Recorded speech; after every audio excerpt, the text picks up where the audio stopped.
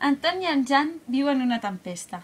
En un poblet, en una caseta petitona, vivia una família. El pare, la mare i els dos fills, en Tom i en Jan. Un dia, els pares van haver de marxar tot el cap de setmana al poble de la costat a veure l'àvia. S'estava posant malalta. Els dos germans, en Tom i en Jan, es van quedar sols a casa. Mai s'havien quedat a dormir sols. Aquella tarda van anar al parc, com feien cada tarda. Van estar jugant amb un company de classe, en Situ.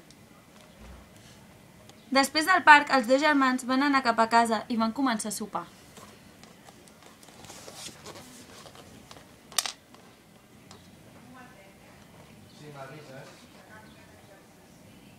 Mentre sopaven, van començar a sentir sorolls estranys. Van mirar per la finestra i van veure una llum molt forta.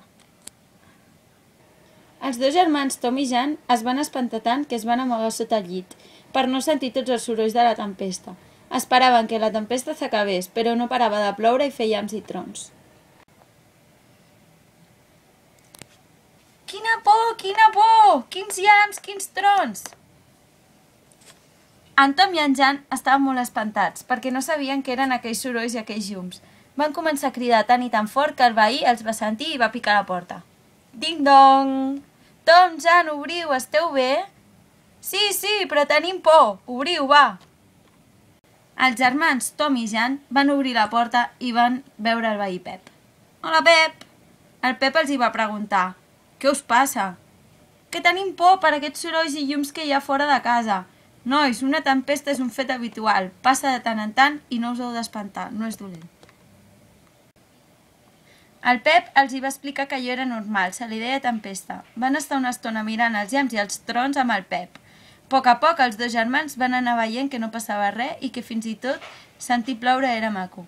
Aquella nit el veí Pep es va quedar a dormir amb ells. El dia següent van arribar els pares de veure l'àvia. Ja estava millor.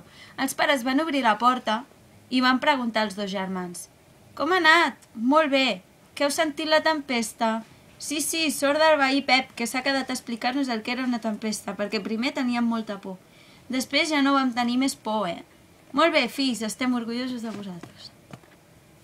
Així doncs, el Tom i en Jan van saber que era una tempesta, i encara que veiessin llamps i se sentissin trons, no tenia per què passar res dolent.